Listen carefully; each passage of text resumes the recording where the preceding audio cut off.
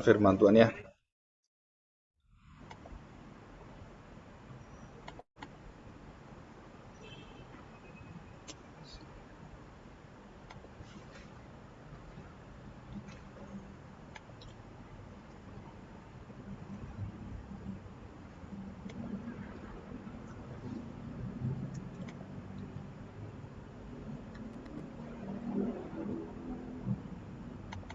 Bentar ya, saya buka.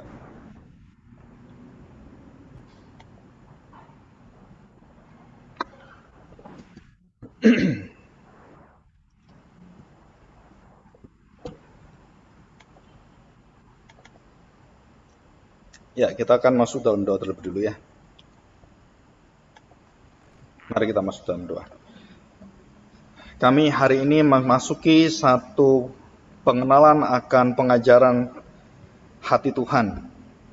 Pengajaran yang begitu indah, menakjubkan, dan bahwa kami terus kagum akan karya Tuhan. Dan kami percaya bahwa dalam setiap hidup kami tidak bisa secara tuntas mengerti semua kejadian adalah untuk kebaikan dan kemuliaan nama Tuhan. Apapun yang terjadi, Tuhan merancang, Tuhan sudah menetapkan, merencanakan.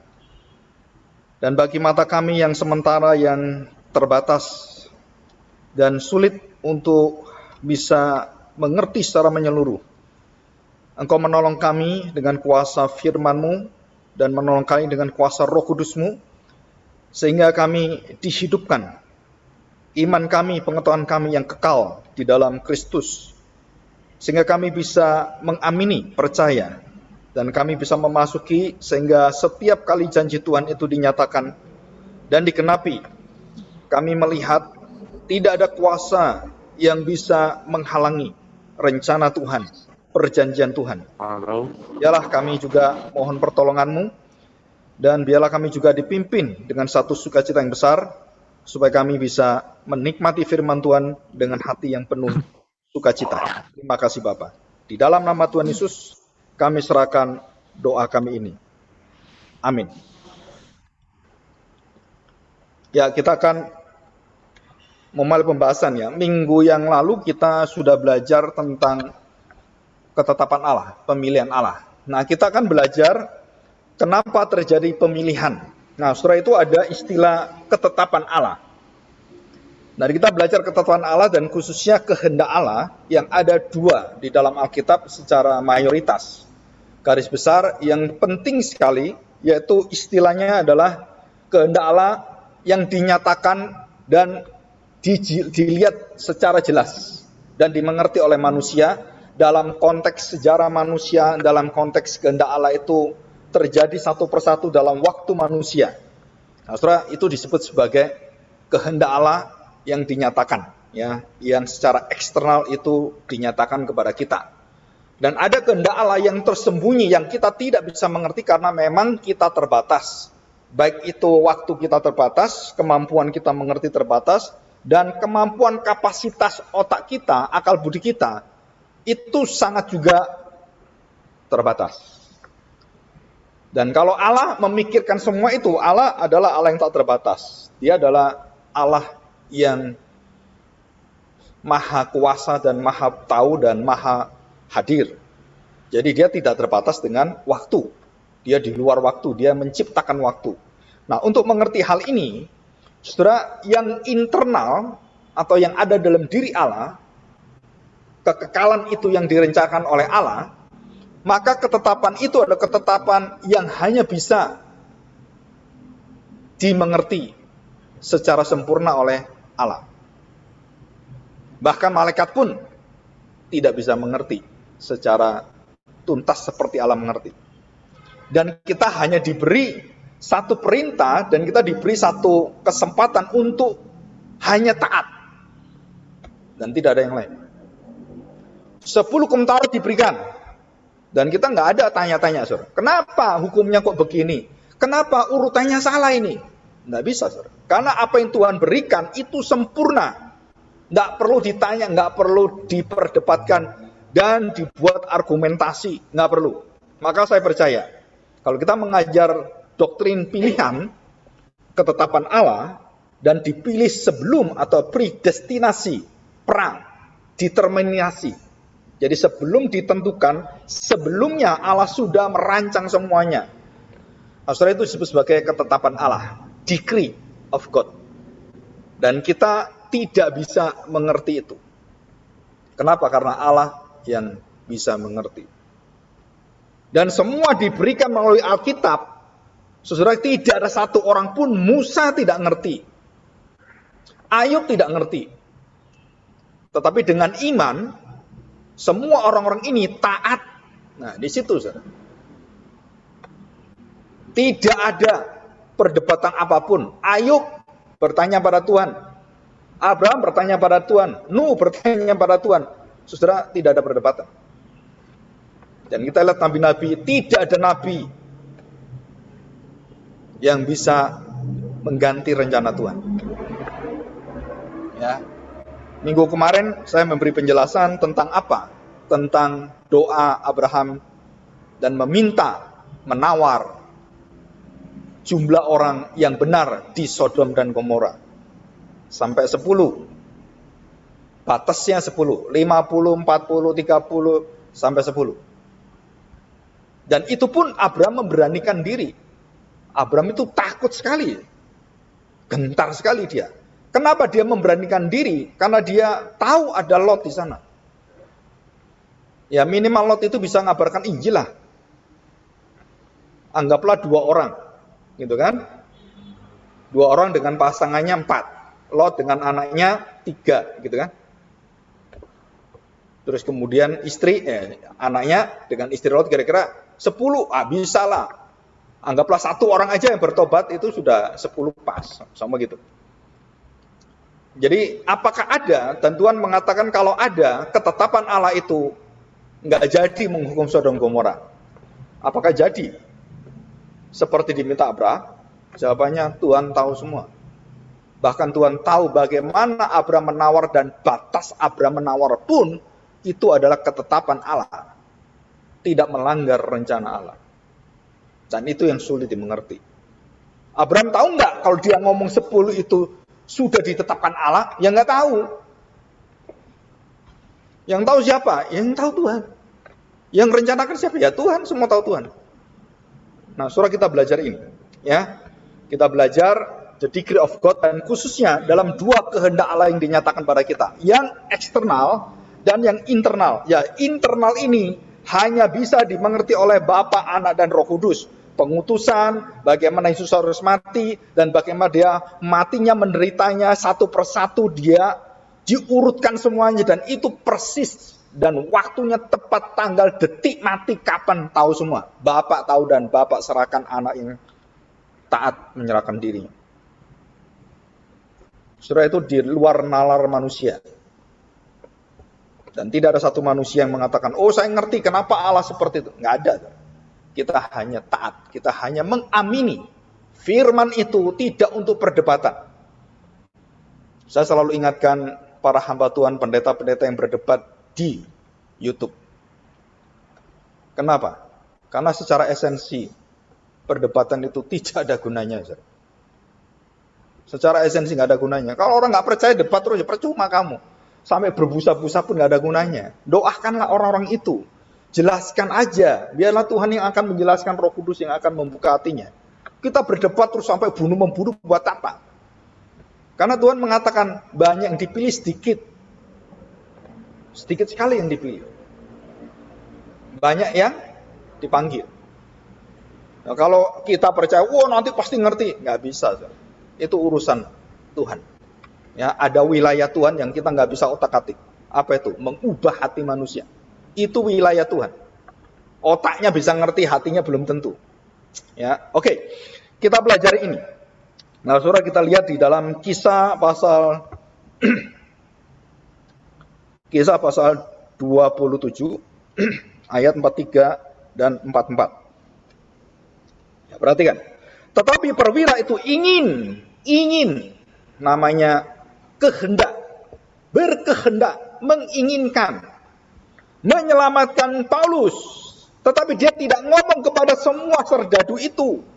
Karena semua serdadu ingin bunuh Paulus. Nah, ingin membunuh Paulus. Tapi perwira itu, kepala mereka itu tahu, dan Tuhan gerakkan kepala serdadu, soldier itu, tentara itu, saudara, digerakkan oleh Allah. Dia mengingini ada satu kuasa, dia satu kemauan yang kuat sekali. Dan kemudian, saudara, dia merencanakan. Nah, itu namanya bulema. Bulema. Jadi dia tahu dan bagaimana dia mengingini itu, kemudian dia merancang dan menjadikan semua itu dan seturut dengan kehendak Allah, maka bulema itu kehendak orang itu sesuai dengan kehendak Allah. Walaupun dia bukan orang Kristen. Dan Tuhan berhak memakai kehendak orang jahat sekalipun untuk menggenapi kehendak kudusnya. Dan itu Allah, bukan kita. Tetapi perwira itu ingin menyelamatkan Paulus. Karena itu ia menggagalkan maksud mereka. Ya, melawan kehendak mereka. Jadi kehendak tentara itu, pengawal-pengawal itu dengan kepalanya itu berlawanan. Tapi kepala punya kuasa, punya otoritas. Dan dia kemudian menggagalkan itu. Bagaimana cara yang menggagalkan? Karena itu ia menggagalkan maksud mereka. Dan memerintahkan supaya orang-orang yang pandai berenang lebih dahulu terjun ke laut dan naik ke darat. Dan supaya orang-orang lain menyusul dengan mempergunakan papan atau pecahan-pecahan kapal, demikianlah mereka semua selamat naik ke darat. Nah, saudara, kalau saudara baca sebelumnya, Paulus memberikan satu kepastian bahwa mereka semua tidak ada yang mati, satupun tidak ada yang mati. Ya. Tidak ada yang mati satupun. Walaupun kapalnya pecah dan badai seperti itu. Karena hamba Tuhan. Karena utusan Tuhan. Paulus hadir di sana. Ada di sana. Dan Tuhan memberitahukan tidak ada yang mati. Nah, Tuhan waktu memberitahukan pada Paulus. Apakah perwira itu tahu? Nggak tahu. Diberitahu oleh Paulus. Apakah mereka percaya mereka nggak mati? Saya percaya nggak percaya mereka. Matilah aku. Badai seperti itu, kemudian kapal kena hantam, pecahlah kapal dan mereka tenggelam. Dan apa yang dikatakan Paulus, apa yang dikatakan melalui kehendak Allah itu dikatakan kepada orang-orang itu, dan tindakan dari perwira itu menghendaki dan merancang itu dan kemudian dia memerintahkan. Saudara, itulah kehendak eksternal yang bisa dilihat oleh kita. Tapi kehendak yang internal, telema itu hanya Allah yang tahu tuntas dari ujung ke ujung. Dan sebagian itu diberitakan pada Paulus.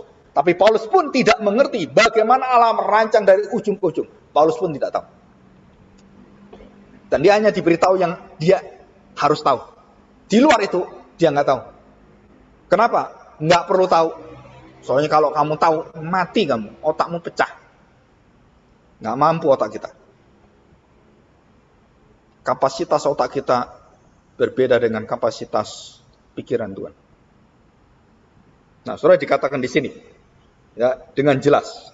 Jadi Paulus sudah memberitahukan sebelumnya bahwa mereka tidak akan mati dan tidak ada satu orang pun yang tertinggal. Dikatakan demikian. Ya. Kenapa? Karena Paulus harus menghadap kaisar seperti yang dinubuatkan dan diberitahukan pada dia. Dan dia harus menghadap kaisar. Nah, saudara, ini satu kejadian ya. Nah, kita lihat Roma pasal 9. Contoh ini ya. Roma pasal 9 ayat 19. Nah, saudara perhatikan. Sekarang kamu akan berkata kepadaku, jika demikian, apalagi yang masih disalahkannya.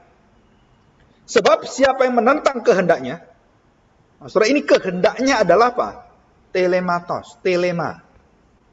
Kehendak Allah, kemauan Allah, keinginan Allah. Dan tidak ada satu orang yang bisa melawan keinginan Allah. Ayat 18. Jadi ia menaruh belas kasihan kepada siapa yang dikehendakinya, dan ia menegarkan hati siapa yang dikehendakinya.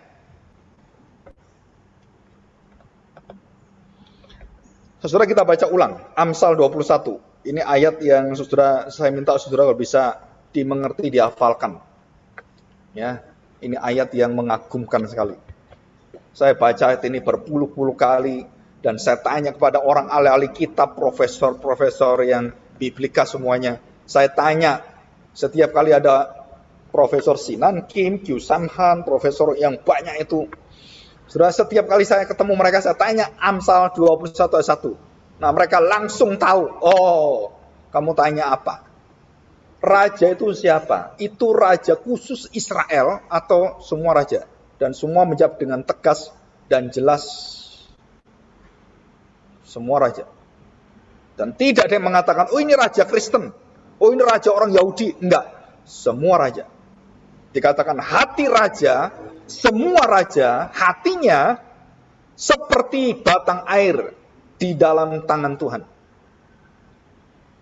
Dialirkannya kemana ia mau, kemana ia ingini. Jadi hatinya raja itu seperti batang air yang tidak bisa apa-apa, yang diatur oleh tangan Tuhan dan dialirkannya kemana, mau ini mau itu, dan semua kebengisan, kejahatan, kekejaman raja itu, saya tanya, diarahkan oleh siapa? Termasuk raja itu melawan Tuhan sendiri. Itu karena Tuhan melepaskan kuasa kasih-Nya, menahan pengertiannya, dan tidak bisa melihat dia. Dan siapa yang menjadikan orang seperti itu? Dan Tuhan menjadikan orang melawan dia. Siapa yang menjadikan itu? Ya Tuhan sendiri, karena Tuhan tidak memberikan pertobatan, tidak memberikan kasih-Nya, kemurahannya. Dan mereka melawan dia. Dan dia kendaki. Kenapa dia kendaki? Karena semua manusia jatuh dalam dosa melawan Tuhan semua. Dan itu bukan salah Tuhan, itu salahmu sendiri. Dan itu yang dibawa oleh dampak dosa oleh Adam dan Hawa. Surah ini satu pengertian yang tidak bisa terpecah, terfragmentasi, dan sepotong-sepotong. Kehendak Allah itu menyeluruh satu dan berkait semua dengan sifatnya, berkait dengan hikmatnya, dengan kepahaannya. Dan semua itu menjadi satu kaitan. Makanya kalau belajar ketetapan Allah, doktrin pilihan, saudara, kita harus belajar Allah sendiri. Karena tanpa kita belajar Allah, siapakah Allah dan apa sifat atribut Allah dan natur diri Allah, saudara-saudara tidak mungkin bisa menerima doktrin pilihan. Saudara akan melawan mati-matian. Dan saya melawan mati-matian ini. Waktu saya SMP kelas 2, kelas 3, sampai SMA kelas 3. Saya bantah terus. Apalagi papa saya mengajarkan anugerah dan dipilih Tuhan. Itu 100% mutlak kerjaan Tuhan, bukan kerjaan kita. Wah, nggak bisa terima, so. Ya nggak bisa, kenapa? Lalu saya mau tolak kan boleh. Kalau seperti itu kan saya jadi robot. Diprogram oleh Tuhan dan semua. Enggak. Papa saya mengatakan, saya nggak bisa menjawab kamu. Dan itu semua anugerah Tuhan. Loh gimana anugerah Tuhan? Saya ingin tahu, jawab dong. Dan dia mengatakan nggak ada caranya. Dan memang Alkitab tidak beri jawaban. Alkitab cuma memberikan pewahyuan dan kamu taat. Jika kamu bisa taat, itu karena kamu dapat anugerah Tuhan. Bingung sendiri saya. Ini kalimat bulat-bulat terus. Saya nggak bisa mencapai satu kesepakatan dalam otak saya, apalagi hati saya. Nggak bisa. Dan saya baca Alkitab dan saya berhenti pada Amsal 21. Saya nggak percaya, saya tanyain semua orang, semua pendeta saya tanya semua. Ada pendeta yang nggak ngerti, loh kok ada ayat ini? Loh, saya heran, loh kamu ini pendeta nggak ngerti Amsal 21 ayat 1? Saya nggak pernah baca ayat itu katanya. Dan dia tidak percaya juga bahwa semua raja di tangan Tuhan. Enggak, itu raja-raja yang taat di tangan Tuhan dialihkan karena taat. Enggak bisa. Nah, surah di situ, ya. Nah, juga kita melihat di dalam Filipi pasal 2, coba kita lihat Filipi pasal 2 tentang keselamatan. Ayat 12-13. Hai saudara-saudaraku yang kekasih, kamu senantiasa taat, karena itu tetaplah kerjakan keselamatanmu dengan takut dan gentar. Bukan saja waktu aku masih hadir, bukan saja seperti aku waktu masih hadir, tetapi terlebih Terlebih pula sekarang waktu aku tidak hadir. Jadi bukan karena aku, itu karena Tuhan. Bukan karena aku hadir, kamu datang gereja dan tidak datang gereja, kamu rajin atau enggak rajin. Bukan, karena Tuhan ada dalam hatimu, kamu pasti rajin. Kamu pasti punya kemauan yang luar biasa. Kalau tidak, kamu belum tahu anugerah Tuhan. Dan saudara, disitulah banyak pertentangan. Nggak bisa, ini kan kita harus kerjakan. Itu Paulus perintahkan. Tuhan sendiri perintahkan, kamu harus kerjakan, kamu harus lakukan. Kalau enggak, ya kamu nggak diselamatkan. Pertanyaannya adalah, dari mana kamu mau melakukan, mau taat, mau mengimani, mengamini, dan mengamalkan? Dari mana? Nah, di situ saudara. Semua teologi yang berhenti pada kemampuan diri manusia, itu agama semua, termasuk kekristenan. Kekristenan yang tidak percaya anugerah adalah, keselamatan adalah anugerah, saudara, itu agama. Dan tidak membawa kita masuk dalam kerajaan kekal. Dan statement ini mungkin terlalu eksklusif, banyak orang tidak terima. Tapi saya beritahu, saudara, secara engkau tidak sadar, engkau menghina Tuhan Yesus yang mati di kayu salib. Kalau kamu katakan, aku mampu menerima dan tidak menerima, buat apa kuasa salib itu dinubuatkan? Nah, urusannya Tuhan, kan tergantung saya. Betapa hebatnya kuasa hatimu menolak Tuhan, lebih kuasa daripada anugerah Tuhan. Hebat sekali kamu. Dulu saya nggak ngerti, saudara. Wah, kan saya kan tergantung Tuhan kasih kehendak, saya mau bebas, mau apapun. Benar gitu, seperti itu. Tidak ada dalam satu Alkitabnya mengatakan manusia diberi kehendak bebas. Nggak ada, saudara. Satu kalimat pun nggak ada. Bahkan dari awal Tuhan menciptakan, semua ciptaannya bergantung pada Dia. Semua melakukan kehendak Dia dan ditentukan semua oleh Dia. Wilayah, raja, kekuasaan, penguasa, semua dipetakan oleh Tuhan. Nggak ada yang bebas. Semua dibuat oleh Tuhan semua. Saya baca semuanya, tambah saya mengerti, tambah saya kaget sekali, saudara. Kenapa? Berarti kalau bukan Tuhan yang melakukan, nggak ada yang bisa melakukan. Nggak ada yang bisa menyelamatkan kita. Dikatakan ayat 13. Dan itu 12 itu masih koma, nggak titik. Coba lihat. Pada waktu aku tidak hadir. Koma. Jadi baca selanjutnya. Ayat 13. Karena itu kan sebabnya. Kenapa kamu bisa mengerjakan dengan takut dan gentar? Kenapa kamu bisa memberikan responsibilitas tanggung jawabmu pada keselamatan? Kamu kerjakan, kenapa kamu bisa? Apa sebabnya kamu bisa menghendaki beriman? Percaya itu, dari mana kamu dapatnya? Munculnya kamu mau percaya pada Kristus dan kamu punya iman itu munculnya dari mana? Dari dirimu yang punya kemampuan pikir, oh saya bisa menciptakan dan saya bisa menghasilkan, saya bisa lahir baru karena saya sendiri. Nggak bisa, saudara. Kenapa? Kamu sudah mati dalam dosa. Dosa itu menghasilkan maut. Dosa itu menghasilkan pemberontakan dan tidak ada yang lain. Nggak ada dosa menghasilkan kekudusan. Nggak ada, saudara. Dan kekudusan menghasilkan dosa. Nggak ada, saudara. Terang dan gelap itu tidak bisa bersatu. Ayat 13. Filipi pasal 2 ayat 13. Karena Allah lah yang mengerjakan di dalam kamu baik kemauanmu. Apa itu? Telema. Bukan bulema. Kemauanmu. Telema.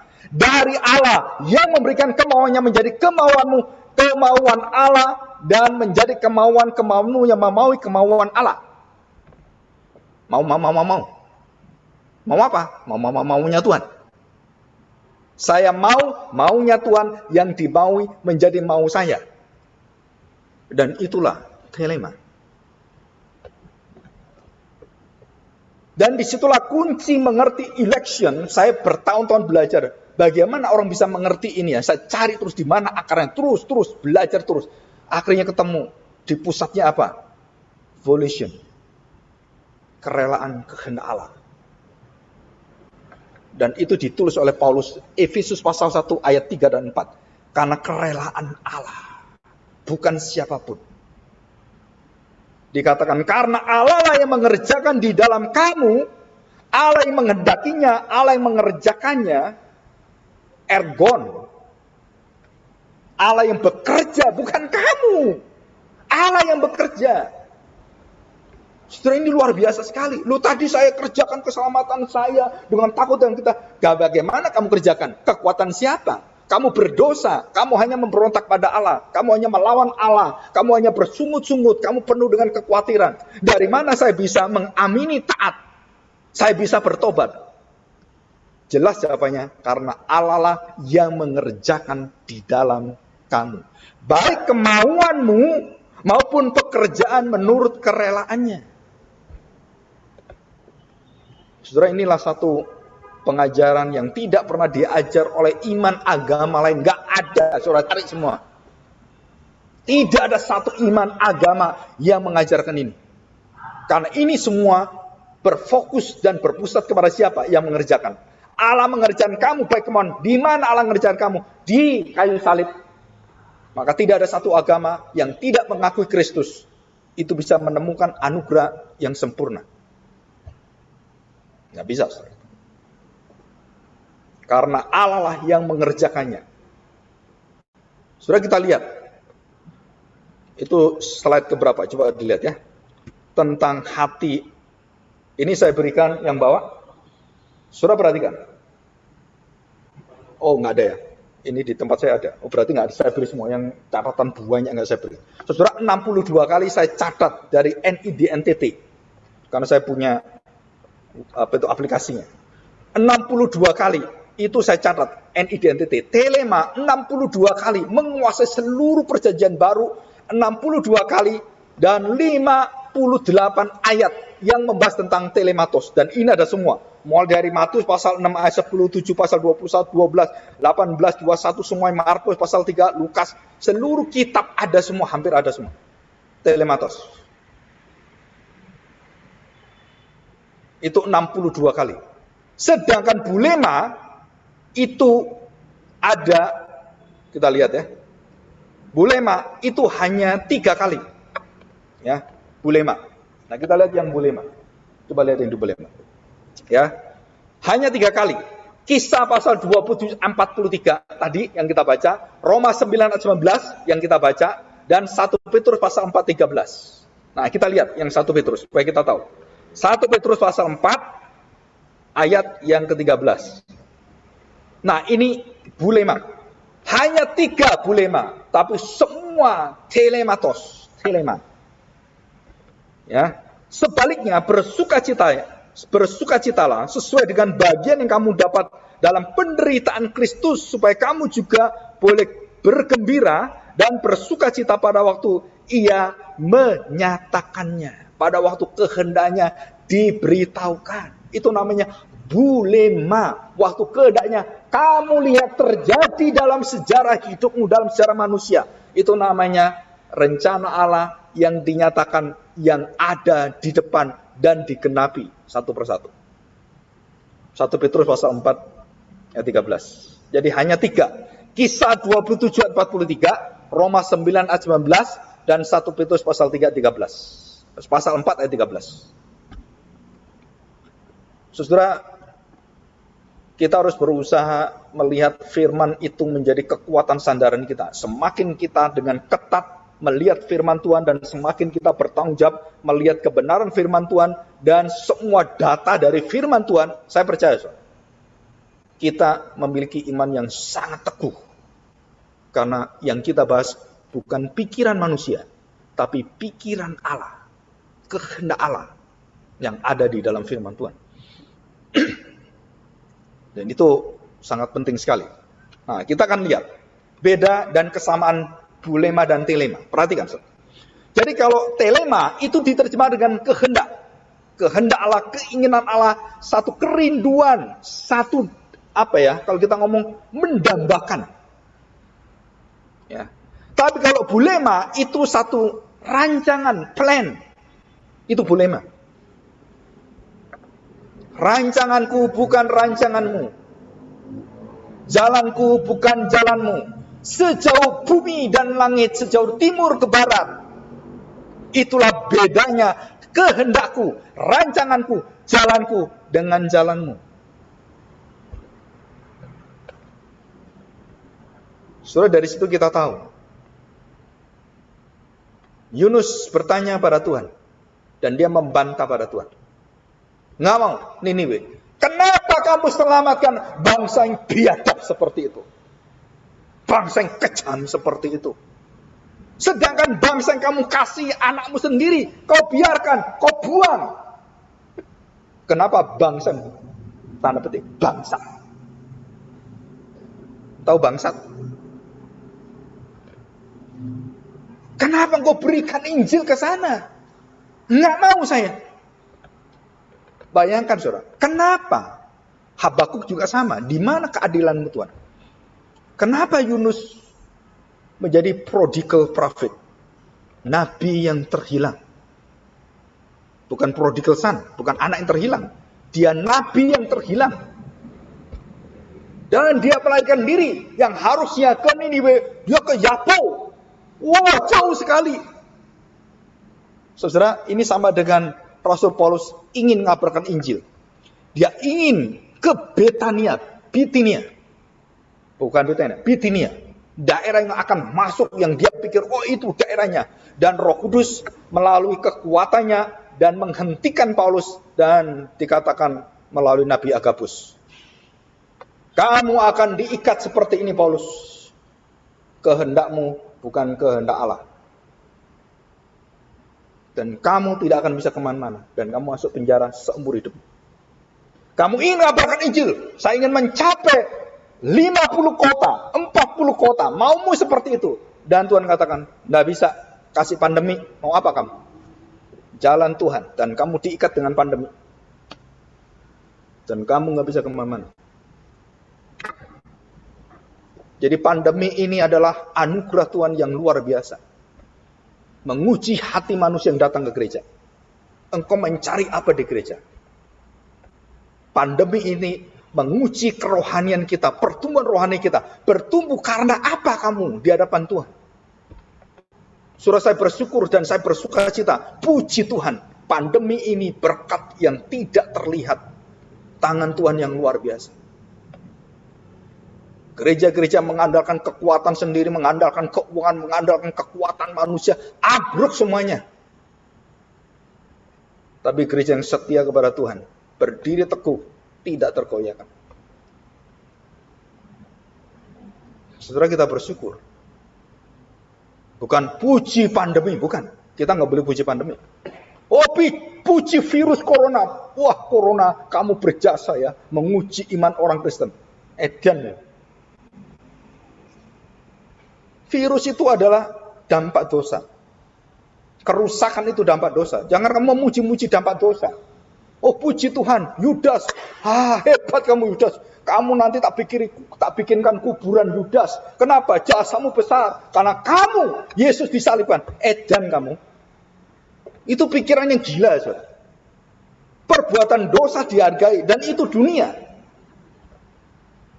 Wah, presiden ini, wah, dulu dia korupsi luar biasa, berpuluh-puluh tahun memerintah. Terus ada orang mengatakan, enak zamanku toh. Loh, kami itu, ini kebalik kotaknya ini. Yang ngerusak itu adalah, saudara, itu di tangan zaman dia. Bangsa ini hancur, lebur. Kok kemudian enak zamanku toh? Enak di Mesir toh. Ngapain ikut Tuhan? Nggak enak. Enak di Mesir. Kita nggak makan makanan datang sendiri. Kita bisa minum anggur. Kita di padang belantara lihat apa? Padang belantara. Yang dilihat itu apa? Gurun, angin. Apa yang dilihat? Coba di Bandung, Transmart. Trans Studio, indah sekali. Di padang gurun, lihat apa kamu? Maka mereka membantah Tuhan dan semua mayat-mayat, semua orang-orang yang di dalam perjanjian Tuhan, yang membantah Tuhan dalam perjanjian kerja Tuhan, semua dibinasakan semua dan tidak ada sisa. Bahkan Musa tidak diperbolehkan masuk tanah perjanjian. Saudara, Tuhan itu sangat tegas dalam kekudusan dan keluguan kesuciannya. Dan dia mengatakan, tidak boleh ada satu generasi Musa yang masuk ke tanah perjanjian. Kecuali 2 orang. Siapa dia? Dan lambang Kristus. Kaleb dan Yosua. Anugerah keselamatan dan anugerah kesetiaan. Kaleb itu artinya anjing. Setia dengan tuannya. Jangan kucing. Saudara, anjing dan kucing beda. Dan keselamatan dan kesetiaan itu selalu bersatu. Jadi, bangsa yang melihat keselamatan kesetiaan Allah sebagai perjanjian yang kekal masuk tanah perjanjian baru. Taurat tidak bisa. Mati semua berkelimpangan di padang gurun. Saudara, kita bersyukur. Nah, kita akan melihat. Saudara lihat, coba kita lihat di belakang. Paling belakang. Allah mengeraskan hati Fir'aun 10 kali. Ada nggak? Selakunya ada. Ya, paling belakang. Nah, ini. Oke. Saudara, kita belajar. Saya mencatat dan saya cari, saya teliti. Saudara. Dan memang ada orang tanya, Bapak ini iseng ya? Bukan iseng. Saudara, kita harus melalui data Alkitab yang akurat, baru kita mau berbicara, betul nggak ada di sana. Nah, saudara, saya mencatat. Allah mengeraskan hati Fir'aun supaya tunduk kepada semua telematos kehendak Allah. Dan Allah mencatat 10 kali di dalam firman Tuhan, kitab Keluaran pasal 4 ayat 21, pasal 7 ayat 23, pasal 9 ayat 12, pasal 10 ayat 1, dan pasal 10 ayat 1. Saudara, itulah mulainya bukan hanya Fir'aun yang dikeraskan hatinya oleh Tuhan, tapi pengawalnya, keluarganya, dan saudara yang paling bawah, terakhir, seluruh bangsa Mesir dikeraskan hatinya oleh Tuhan. Gila, saudara. Ini kalau kita ngomong gak masuk akal, saudara. Mengapa 10 karya Allah yang begitu hebat tula itu tidak melembutkan hati Fir'aun?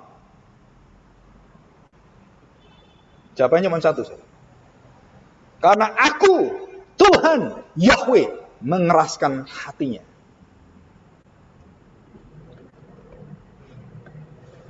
Roma pasal 9, kita lihat.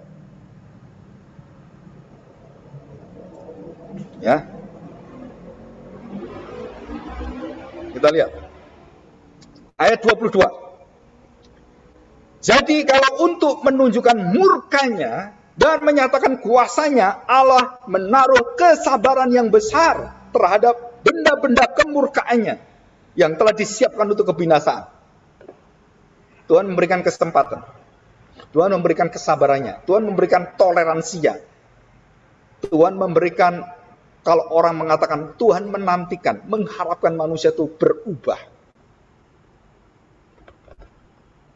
Dan sebelum Tuhan memberikan hukuman, dan ini sekolah-sekolah Kristen berkali-kali kalau saya diundang sekolah Kristen, saya berikan satu prinsip firman Tuhan yang betul-betul prinsip yang sangat mendasar. Sebelum menghukum orang, engkau harus memberikan kesempatan orang itu untuk berubah.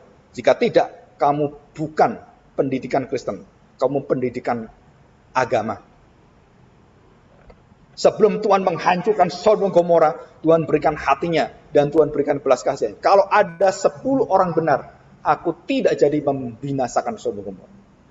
120 tahun Nabi Nuh berkhotbah dan memberikan kesempatan, dan itu bukan waktu yang pendek, 100 tahun lebih. Waktu Nuh membangun bahtera itu, yang kayunya segede-gede gajah itu, bagaimana dengan tangan yang cuman seperti kita ini? Belum ada peralatan modern, saudara. Kapaknya pun belum seperti sekarang ini, yang ada mesinnya. Dan Nuh pakai tangan sendiri, dan dia pakai, apakah itu tembaga, Pak? Dan potongi pohon satu persatu 100 tahun, saudara. Bangun bahtera. Kapal yang gede itu hanya 2 bulan. dibangun oleh manusia. Nuh 100 tahun lebih, kira-kira 120 tahun. Dan selama 120 tahun, Nuh berkhotbah, memberitakan Injil, penebusan, kesempatan, pengampunan Allah itu begitu besar. Apakah manusia berubah? Jawabannya, aku mengeraskan hatinya. Aku Tuhan Allah, tidak memberikan kemurahanku. Dan seluruh pegawai Fir'aun, keluarga Fir'aun, marah luar biasa. Dan yang terakhir, seluruh rakyat Mesir memberontak dan keras hatinya. Satu bangsa. Dan Tuhan binasakan semua. Dan tidak ada satu yang hidup. Tuhan musnahkan bangsa Mesir dari muka bumi. Tuhan musnahkan bangsa Assyria dari muka bumi. Tuhan musnahkan seluruh rakyat Nebukadnezar, anaknya Belsasar. Semua dihapus Tuhan dari muka bumi. Dan tidak ada satupun sekarang yang tinggal hidup. Saudara, saya tanya, itu namanya telematos. Yang tidak bisa diganggu oleh siapapun. Dan Fir'aun mengeraskan hatinya sendiri. Alkitab mencatat. Nah perhatikan saudara. Hampir sama. Hampir 9 kali. Saudara, ayat di mana? Keluaran pasal 7 ayat 13, 14, 22. Pasal 8 ayat 15, 19, 32. Pasal 9 ayat 7, 3, 4, 35. 9 kali. Alkitab mencatat. Fir'aun mengeraskan hatinya. Allah mengeraskan hatinya, Fir'aun mengeraskan hatinya. Ada berapa kekerasan? Hah? Ada berapa keras? Keras hatinya. Kok bisa Fir'aun keras hatinya? Karena Tuhan keraskan hatinya. Karena Allah yang mengerjakan di dalam kamu. Bukan hanya keinginan untuk mengerjakan keselamatan, mengerjakan kebinasaan juga.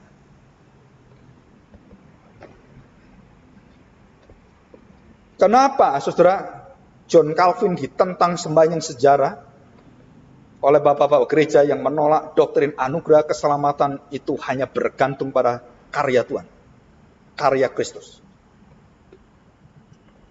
Dan semua kaum Puritan mengatakan, without Christ, semua berita firman Tuhan, agama semua.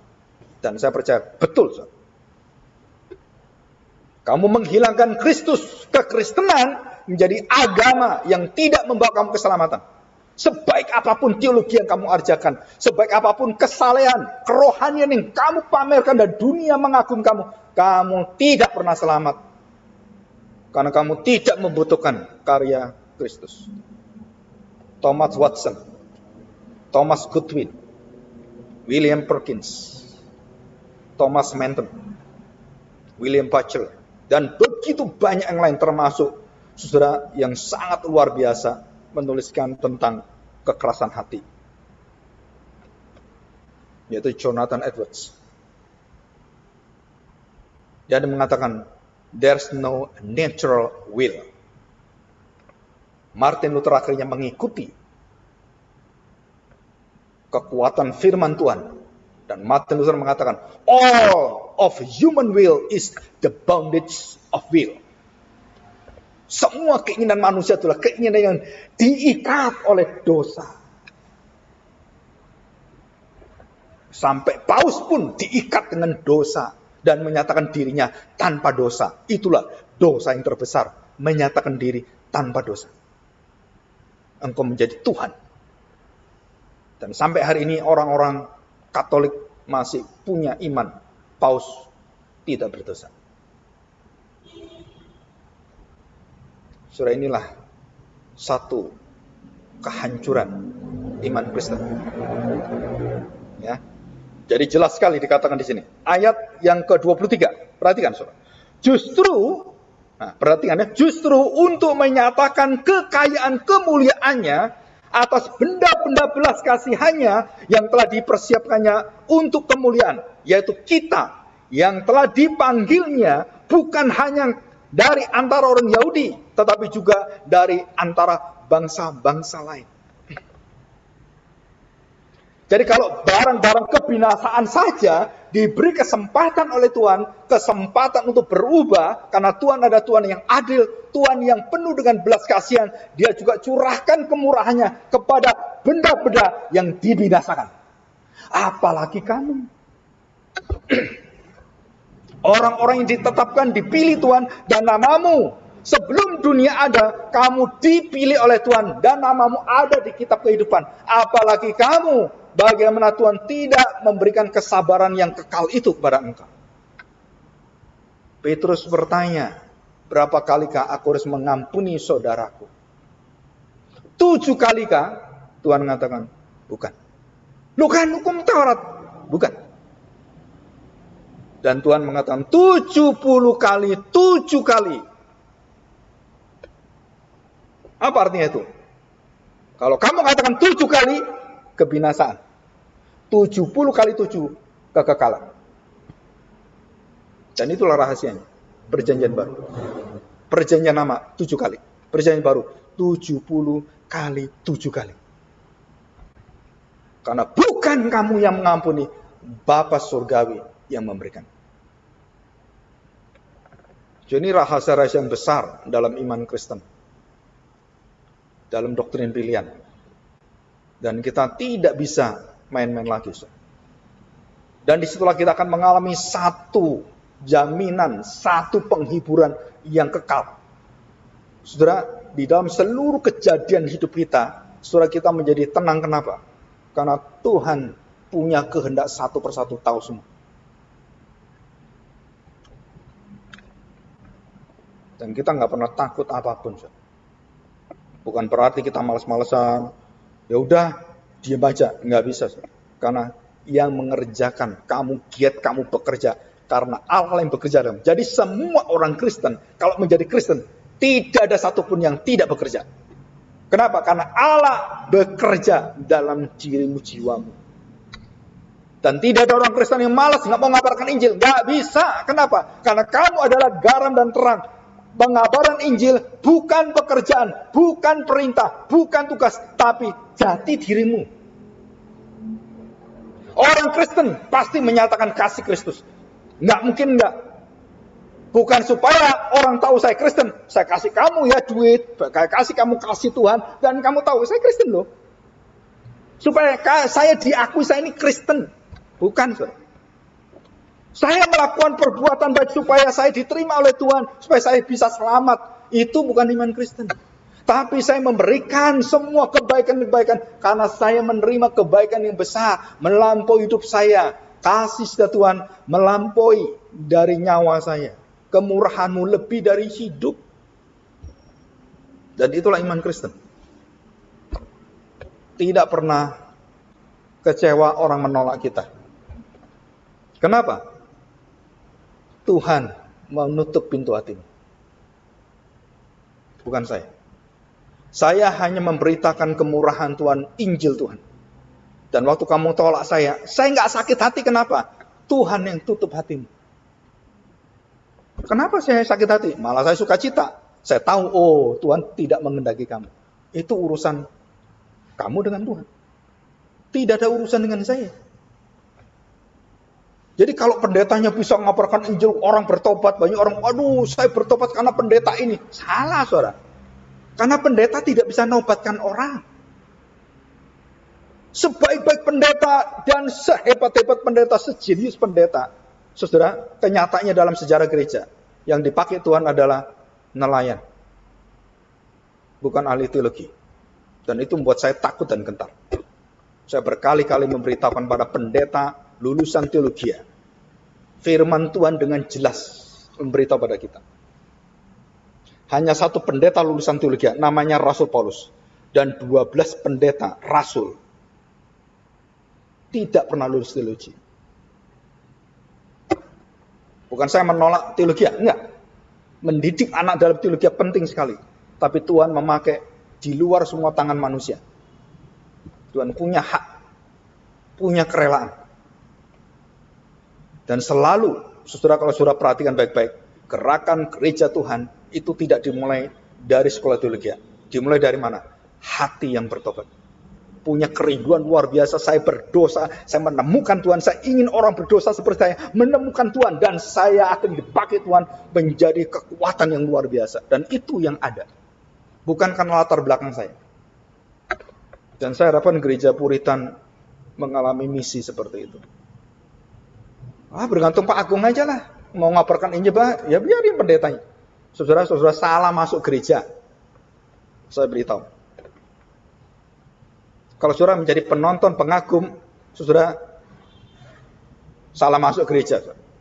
Tapi kalau saudara menjadi terang Tuhan, garam Tuhan, menjadi saksi Tuhan, pemberita Injil dalam seluruh hidupmu, kamu betul masuk gereja. Pak, saya mau belajar. Saya nggak larang orang belajar. Tapi kalau kamu belajar saja dan tidak mengimani Yesus dalam hatimu dan dikerjakan oleh seluruh kuasa Tuhan itu, saudara, kamu datang itu akan menghakimi dirimu. Semua firman Tuhan yang tidak kamu kerjakan, itu akan menghakimi kamu semua. Dan sudah pada waktu akhirnya, Tuhan katakan, kenapa kamu diam aja? Tidak menyaksikan siapakah aku dalam hidupmu. Kepada anakmu, kepada pembantumu, kepada supirmu, kepada temanmu. Kenapa kamu diam? Saya tunggu kamu. Kamu sekarang umur 80 tahun. Di mana kamu memberikan kesempatan? Kenapa kamu berdiam terus dan tidak pernah memberitakan aku? Dan tidak pernah membagikan kasihku? Kamu pembuat kejahatan, nyala dari hadapanku. Nangis kita. Bukan hanya nangis. Saudara, kita akan keluar kertak gigi kesakitan dalam neraka. Artinya, kamu dibuang Tuhan. Karena dari pohonnya kita tahu kalau pohon baik, buahnya pasti baik. Kalau buahnya tidak ada, pohonnya ditebang.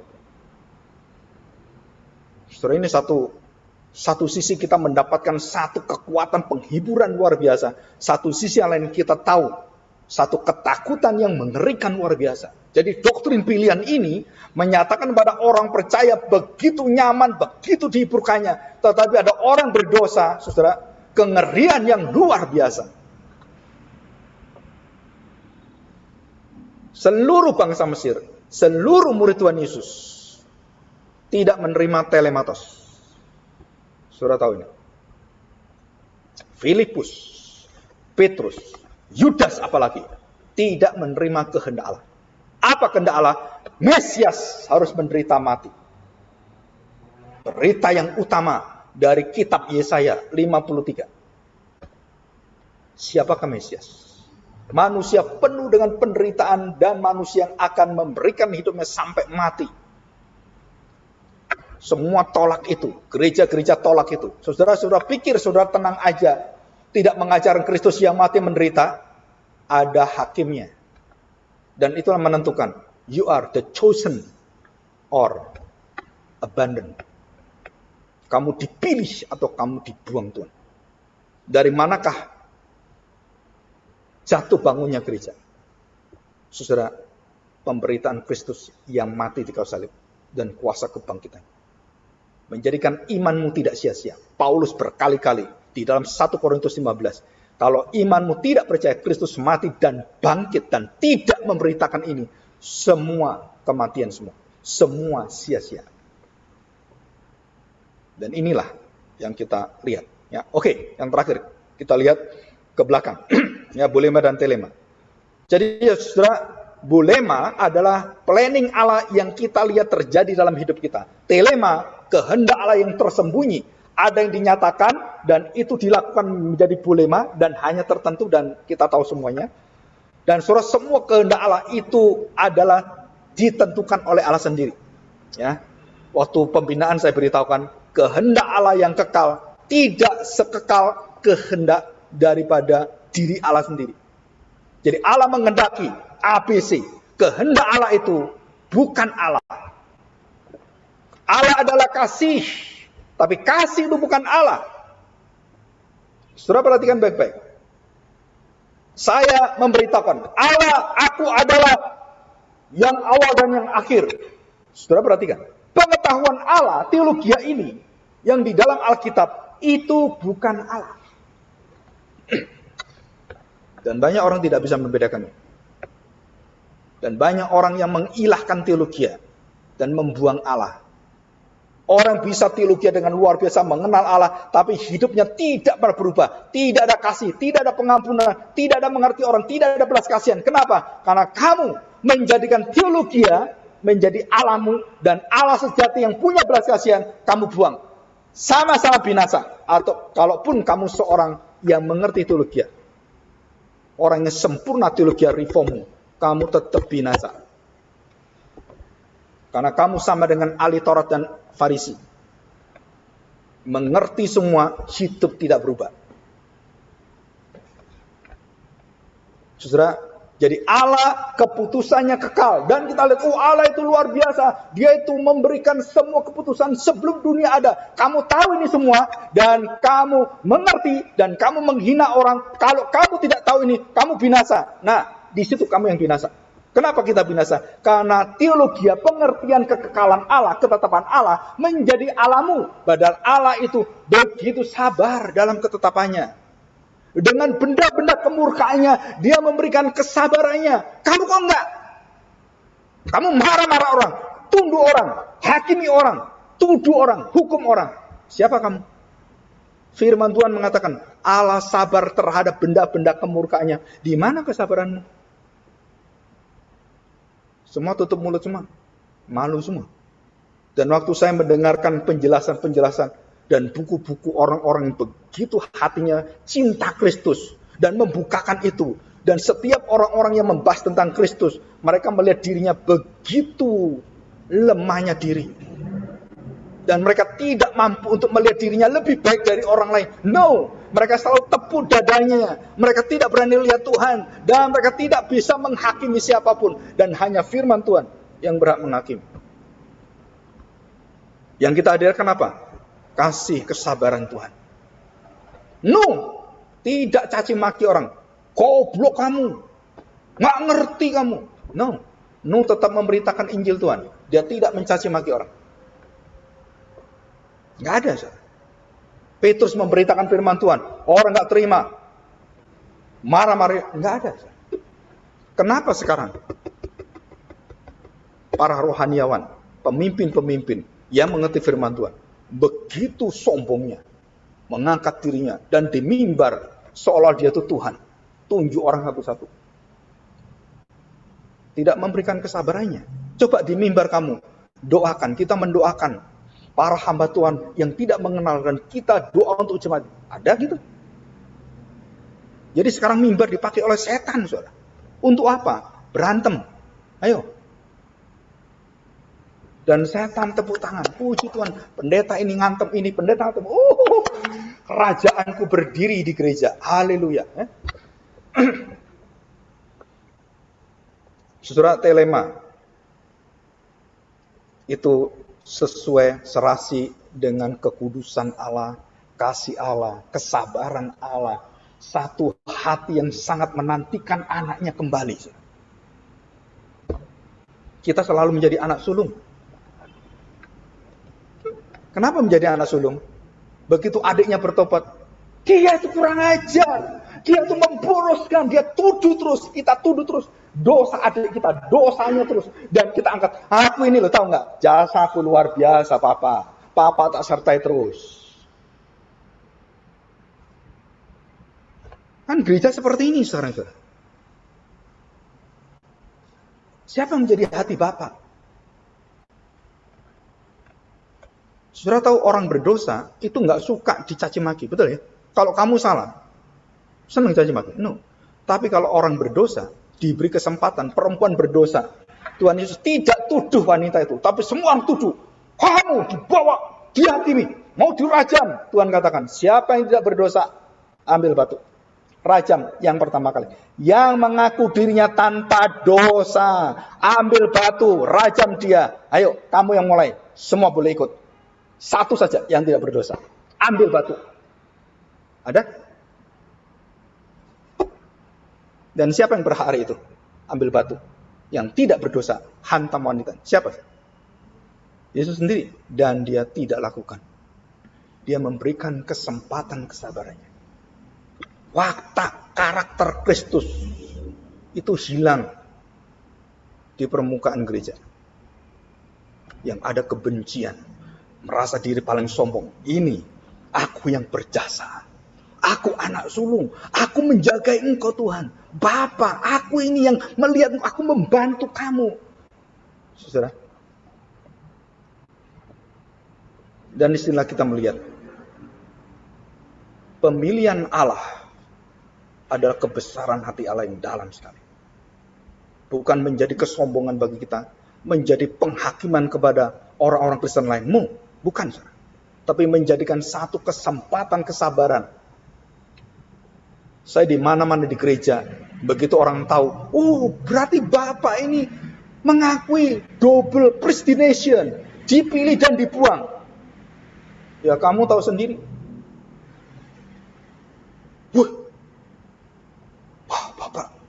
Bapak ini berarti orang reform ya? Enggak. Saya murid Tuhan Yesus. Saya pengikut Kristus. Saya bukan pengikut reform. Saya pengikut Kristus. Saya tahu reform begitu baik, Presbyterian, Baptis luar biasa. Tetapi bukan Tuhan. Saya tidak pernah mengikuti selain Tuhan. Kamu pengikut teologi reform? Bukan, saya pengikut Kristus. Dan semua gereja GPRI, jemaatnya, hanya ikut Kristus. Bukan yang lain. Ya, dicamkan itu. Mari kita berdoa. Bapa, kami bersyukur di hadapan-Mu hari ini kami melihat satu karya yang begitu besar. Engkau menyatakan satu kehendak yang melebihi daripada semua kelemahan dosa dan konsekuensi dampak resiko dosa. Tuhan, kami tahu betapa baiknya hati-Mu. Engkau adalah Bapa yang tidak bisa dituduh, dipersalahkan. Karena orang keras hati melawan Engkau tidak taat pada Engkau. Karena semua itu menjadi satu kehendak Tuhan. Yang sungguh satu misteri yang luar biasa. Karena kami orang-orang berdosa. Yang sudah menemukan jaminan dari Tuhan. Dan kami tidak pernah merasa bahwa orang berdosa yang lain tidak berhak seperti kami untuk dipilih Tuhan. Tapi kami percaya semua ada di dalam kerelaan Tuhan. Terima kasih Bapa untuk kebaikan-Mu di dalam anak-Mu. Engkau menyatakan kehendak-Mu yang sempurna. Blero telematos. Kehendak yang adil. Kehendak yang sungguh-sungguh membahagiakan. Membuat kami semuanya tidak takut dengan apa yang ditakuti oleh manusia. Dan Tuhan, kami bersyukur karena kami mendapatkan satu kemenangan selama-lamanya bersama dengan Kristus. Dan kami berdiri tegak di hadapan-Mu karena darah Kristus dan perjanjian yang baru itu dipulihkan dan diberikan, dianugerahkan kepada kami dengan satu meterai dengan kuasa Roh Kudus. Dan karya Kristus menjadi hidup kami. Dan hidup Kristus menjadi hidup kami. Terima kasih Bapa. Kami serahkan hati kami. Berkatilah kami. Di dalam nama Tuhan Yesus kami serahkan doa kami ini. Amin. Saya serahkan pada Petrus.